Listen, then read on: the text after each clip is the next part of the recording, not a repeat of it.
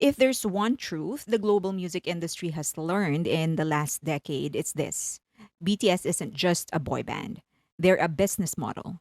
And like every successful model, it's being studied, copied, and adapted, especially by Western labels eager to replicate even a fraction of BTS's impact. So, what exactly did BTS and Big Hit and Hype do differently? And how will it shape the future of the business of music? Let's break it down.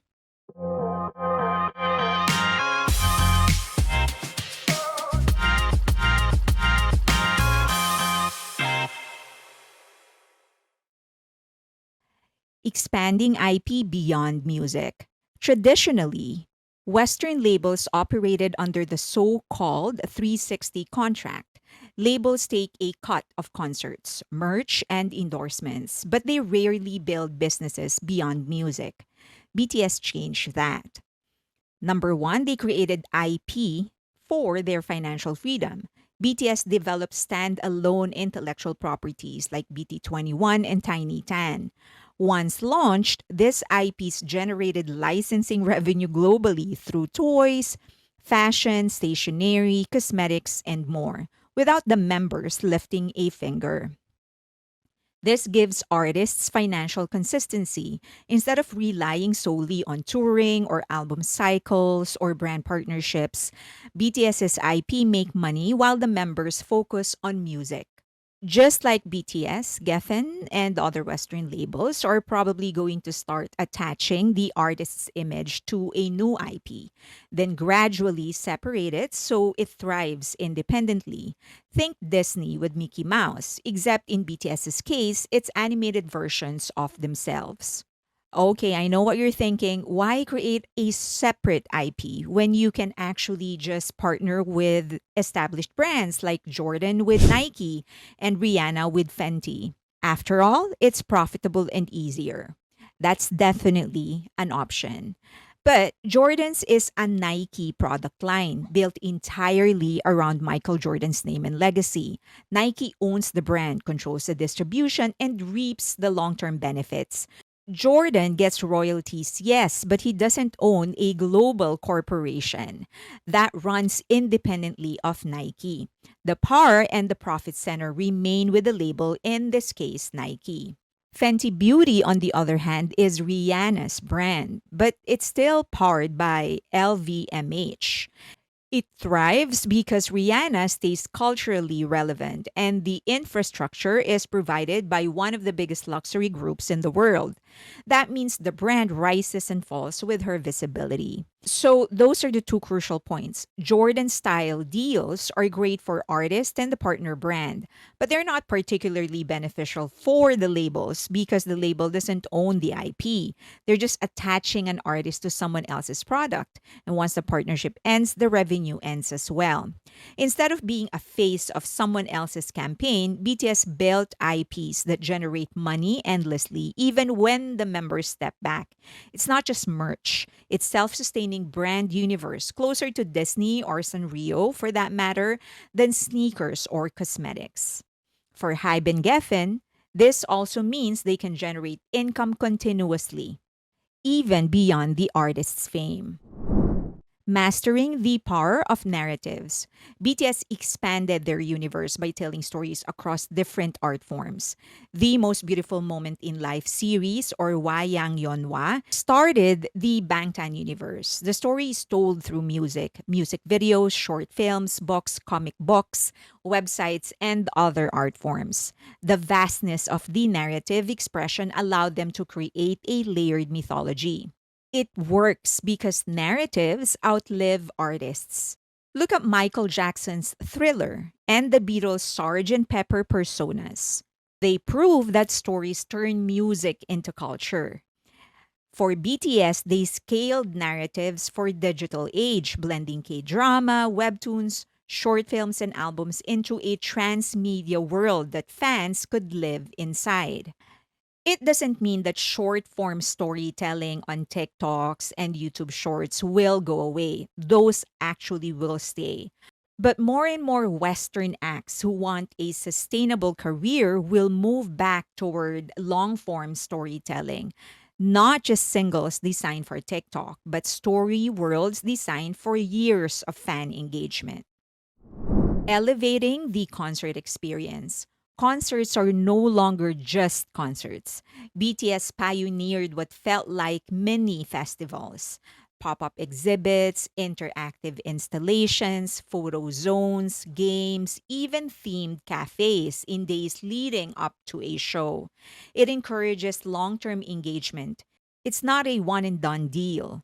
Fans invest their time, brains, and more money, and that develops a deeper connection with the artist. The result? Fans travel internationally, making the live experience an artistic pilgrimage of sort. So we can expect Western artists, especially megastars like Taylor Swift, to adopt fan festivals around their tours, creating a multi day economy rather than a single night of music. Continuous engagement outside of album cycles. Most artists disappear between album releases. BTS refuse to.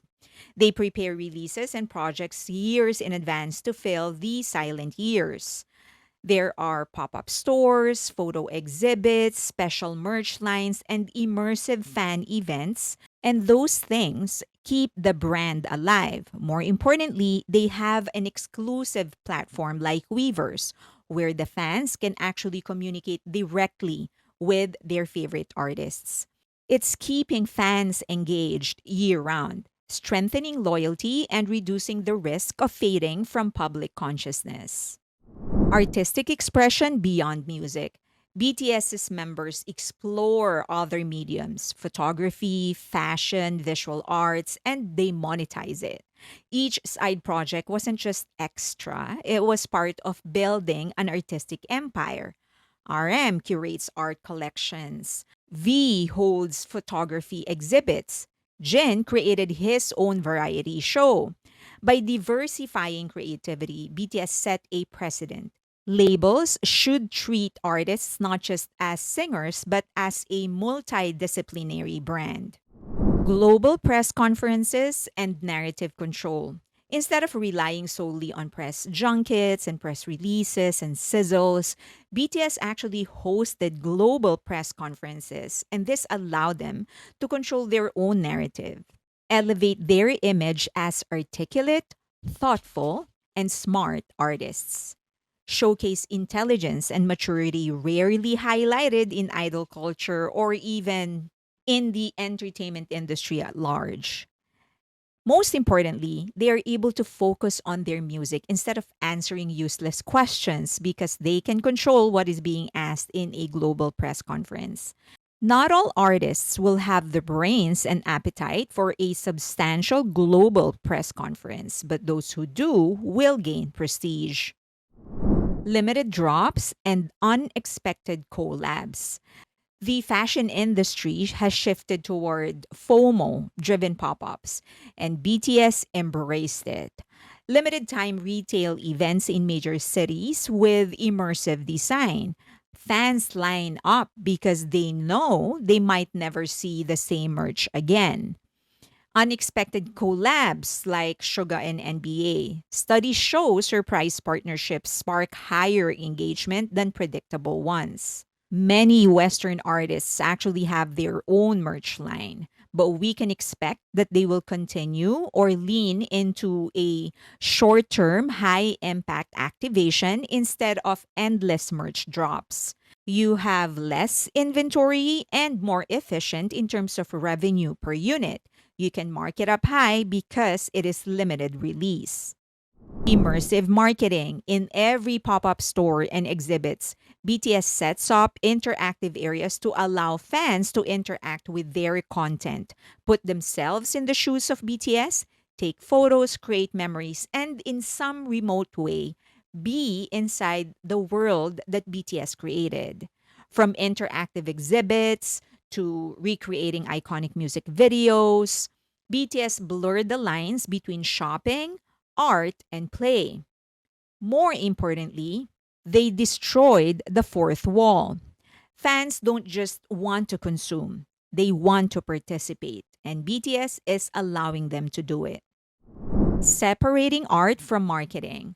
Perhaps the boldest and most important lesson is that BTS didn't let marketing dictate the music.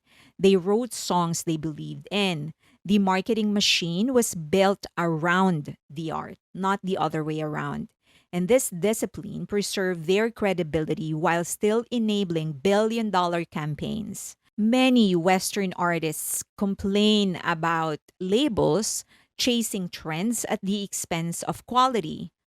With BTS's way, art doesn't need to be sacrificed. I think any artist of any type of art will tell you that one of the, if not the most challenging things about being an artist is the mortality of their prime. It's not very long. It's very rare for artists to stay on top for decades. And the problem is that once they slow down because the art itself is very dependent on their active participation, then check also slows down. But the model that BTS created together with Big Hit and Hype allows them to explore different sources of income. And in theory, you can actually have unlimited sources of income that will continue to earn you money even after they slow down or they change their priorities or they take a break. It transcends their brand as musicians.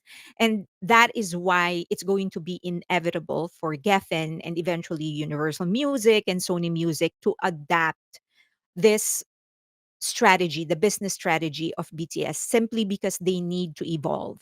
It seems that if you look at the numbers, the music industry is going up. But if you adjust it to inflation, it's they're actually in a bad situation. They're actually really going down. So they do need to evolve. They need to find different sources of income, and this is going to provide it to them. And the thing is that if an artist continue to earn from the label, you're gonna have your artist forever.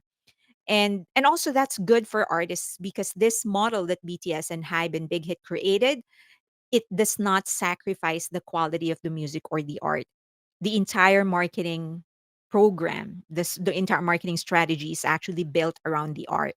So you get the best of both worlds. Of course, granted, as long as the condition is, of course, you do need to manage it well and do it well, execute it well. Okay, so let's see. I'm excited to actually see. I want to see how this thing will actually evolve. I know that Geffen is on a full gear. They're stepping on the gas. They have Cat's Eye, and now they're going to produce another group. So let's see what they're going to be doing. Um, that's it. Please consider donating to the channel. We are on a soft launch for the website for the online magazine. Please go there, asianentertainmentandculture.com. It is on a soft launch, but once we have enough articles there, we're actually going to do a formal launch. All the donations, the QR code should be on your screen right now. It actually goes there. And after that, we're going to expand to more things. We're going to do documentaries and stuff like that. So please support the channel. And also please follow me on X, IG, but more importantly on Patreon. That's where the community is. It's growing. We have a lot of conversations, not just about BTS, not just about K-pop, but movies, TV shows, and other celebrities. Or sometimes we just have fun. Also, please consider subscribing to me on YouTube membership. I do have a once a week live stream and also exclusive videos just for the members, and those things don't ever go public. That's it. Please consider liking this video. Um, Click the notification so that you don't miss a single video, and share it. That's really the most important part. Subscribe and share that. So send it to your friends, to your family members. Paste a link on your email or your messaging app or your social media. That will help us get discovered by the algorithm and also continue recommending us to other people. That's it. Thank you so much. Till next time.